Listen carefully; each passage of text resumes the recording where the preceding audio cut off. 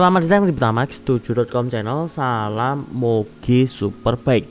Dalam rangka perayaan 25 tahun Yamaha YZF R1 di dunia, Yamaha Eropa resmi meluncurkan Yamaha R1 versi GYTR. Seperti ini ya, 25 tahun hadir di dunia. Ini suksesornya, pendahulunya ini ya, versi jadulnya. Kalau yang sebelah kiri versi terbaru, dan sayangnya ini cuma 25 unit di dunia dan off the road. Dia khusus balap, tidak bisa di STNK maupun BPKB kan, karena ini hanya untuk track day maupun untuk balap. Dan banyak komponen dari WSBK atau WSBK alias Superbike yang nempel di motor ini. Jadi ini pakai komponen balap dari motornya Toprak ya. Seperti itu. Kita cek detailnya satu persatu. Seperti ini nih. Jadi ini hanya untuk balap ya. Sayang sekali nggak versi on the road. Nih, YZF Strip R1 25 tahun anniversary. Yang pertama, bodinya semua pakai carbon fiber. Tentu dia lebih rigid, ringan dan kuat. Nih, ultra strong and lightweight, extreme low wind resistance, unique design. Jadi bodinya semuanya ini full carbon fiber, jadi ya ringan. Komponen yang kedua adalah improve aerodynamic screen. Jadi si windscreen atau visornya ini dia versi untuk balap ya. Nih, mengurangi resistansi udara tanpa distorsi dan tidak vakum. Vakum itu maksudnya kalau kita bersembunyi di balik visor ini saat top speed, saat speeding, dia nggak kopong ya udaranya di belakang sini. Lanjut, fuel tank for low center of gravity and easy handling. Jadi full tanknya juga ini versi balap ya, bukan yang digunakan untuk versi mass prod-nya Yamaha R1. Komponen yang selanjutnya ini adalah underslung swing arm. Jadi kebalik seperti ini ya. Dia underbrace di bawah seperti ini. Aluminium inverted swing arm, improve maximum lean angle grip. Jadi ini swing arm khusus balap yang dipakai oleh Toprak di Yamaha R1-nya, yang memungkinkan nikung lebih rebah seperti itu. Nih swing armnya ya, dikasih lapisan lagi-lagi carbon fiber.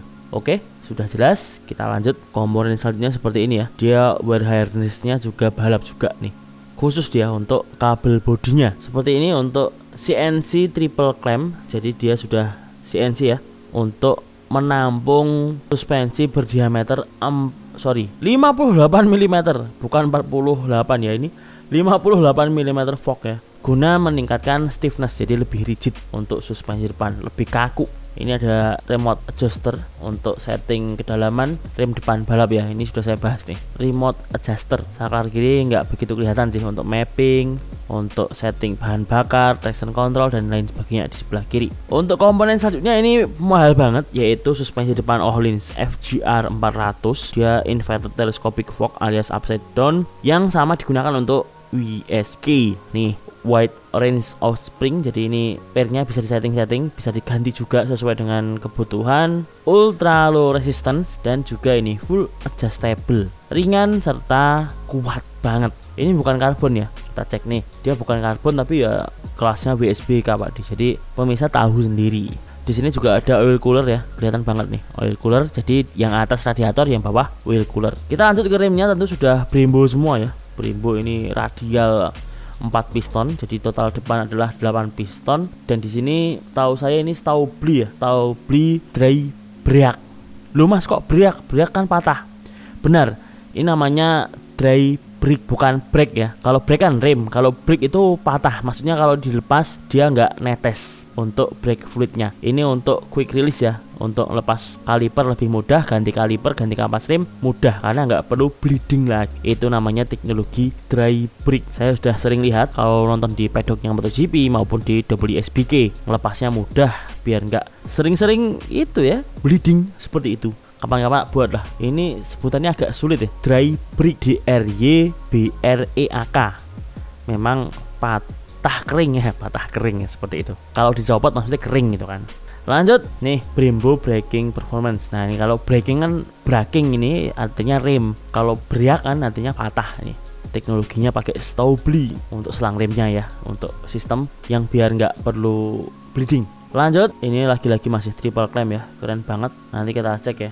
Oh ini nih, mau saya cek saklar, saklaran ya. Saklar kanan ini paling atas adalah engine kill switch, yang tengah ini untuk starter motornya, yang paling bawah kurang tahu ini untuk mapping ataupun untuk EBRC, engine brake control system. Di sini ada colokan untuk ke laptop ya, ataupun data engineer.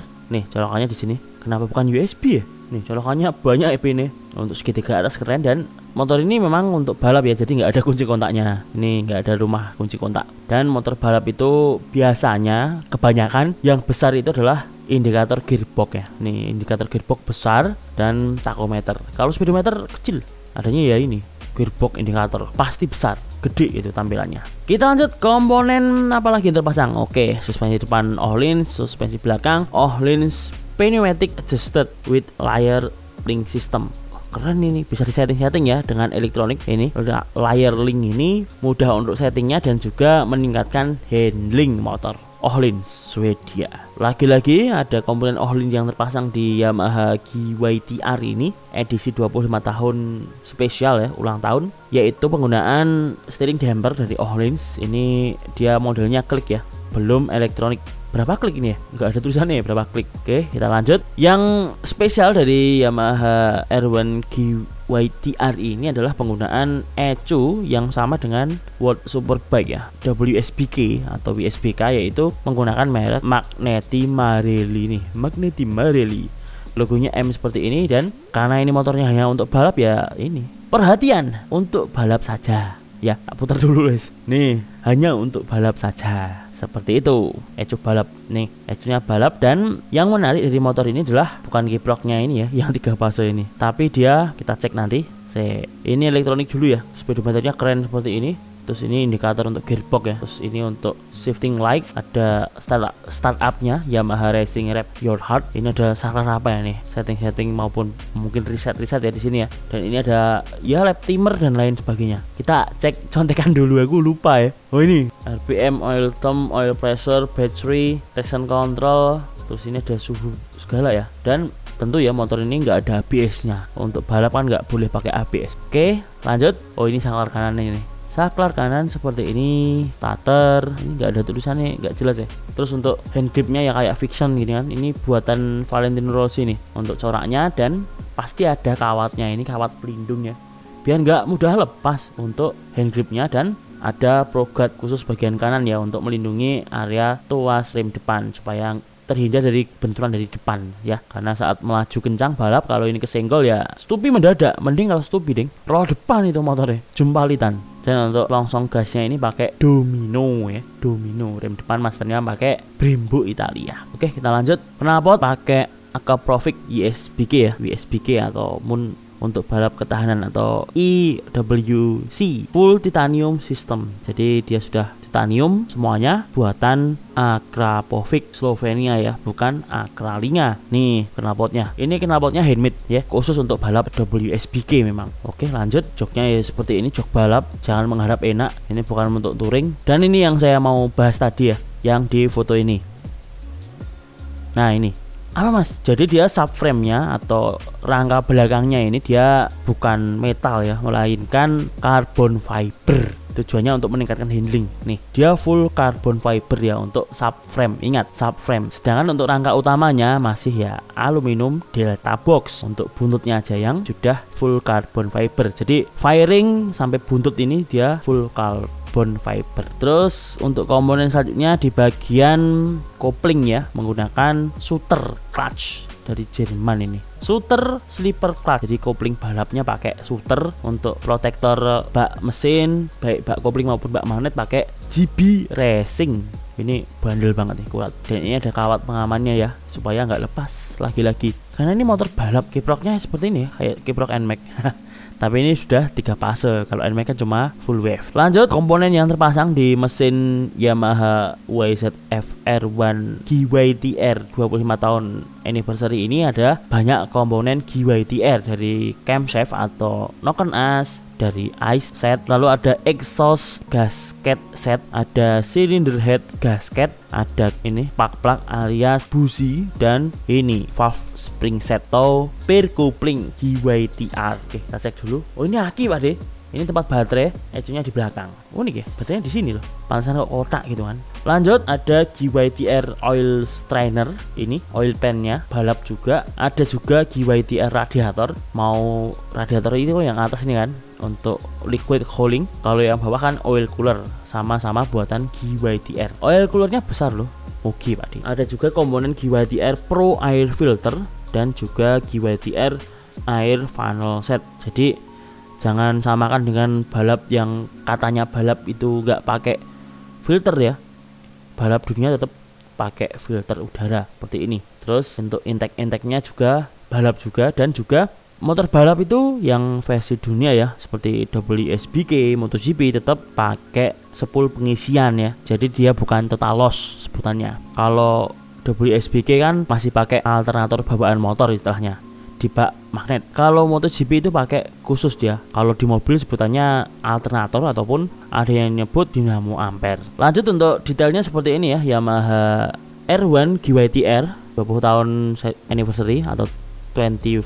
Pro guide-nya cuma ada di bagian kanan ya. Nih, carbon fiber. Kiri nggak ada apa-apanya nih, kosong ya. Kita cek aja foto-fotonya yang cukup besar ini filenya. Saya download 10 foto itu hampir 300 MB. Rantainya emas ya. Ini mohon maaf, minta zoom dulu, nggak ada tulisannya. Biasanya ya mereknya DID ya, Yamaha itu DID biasanya, tapi nggak tahu sponsornya juga sih. GYTR R1 coraknya putih hitam, ini full carbon fiber. Spatbor kolong pun carbon fiber, spatbor depan carbon fiber. Untuk ininya peleknya bukan karbon ya, dia masih ini racing forged aluminium. Rem depannya sudah Brembo ya. Untuk cakramnya dia pakai T seperti ini. T-boltnya khas Brembo sudah. Kalau balap biasanya bukan semi floating tapi full floating. Di ini berisiknya mantap, krocok gitu remnya. Dan tebel ya, rem untuk moge itu tebel, lebih tebel daripada mocil. Ini tebel ini untuk remnya baja ya, karena WSBK tidak boleh pakai carbon fiber untuk remnya. Kita recheck. Untuk bannya ini ban asli balap ya, bannya WSBK Pirelli. Ini bannya balap World Superbike. Oke, ukurannya 200 loh, besar.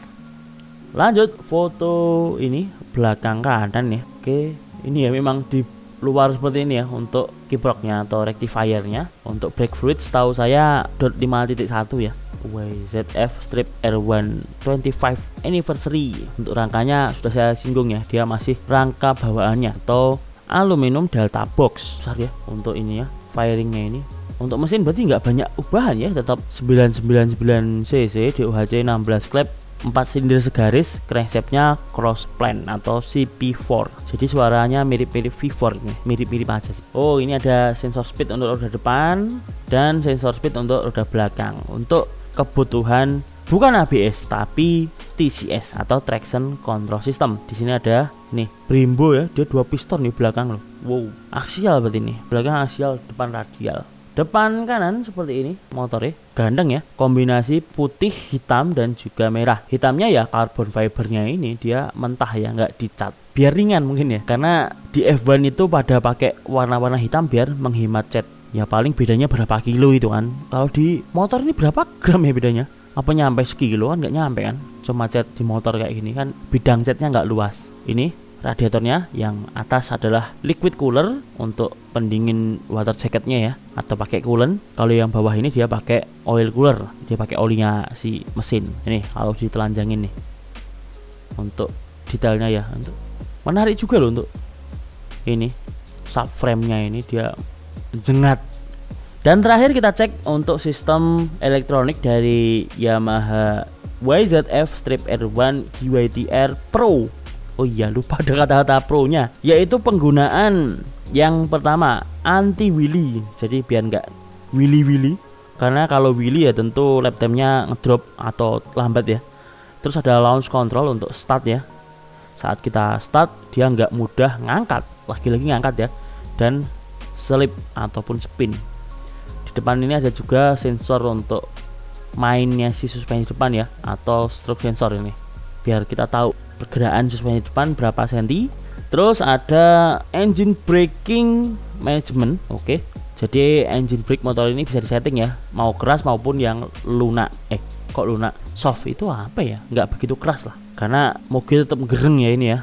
Kalau engine brake dikecilin ya bisa nyelonong. Terus ada adjustable fueling. Ini untuk mapping ya, mau boros mau lebih irit. Terus ada traction control lah tentu. Dan seperti yang sudah saya jelaskan, ini tidak ada ABS-nya gitu kan. Oke, itu aja terkait cerita singkatku nonton detail Yamaha GYTR Pro dari Yamaha R1 Special Edition Anniversary 25 tahun di dunia. Superbike yang dulu ini klepnya berapa toh? 20 ya. Karena unik ya, Yamaha R1 itu pernah 20 klep 4 silinder, jadi satu piston itu 5 klep. Terus itu masih inline 4, terus berubah menjadi cross plan ya di pengembangan terbarunya. Ya wes, semoga video singkat ini bermanfaat. Intinya ini cuma nonton foto saja, kemungkinan tidak masuk Indonesia ini karena cuma 25 unit di dunia, dan semoga bermanfaat. Sampai jumpa di video selanjutnya. Salam Superbike Mania.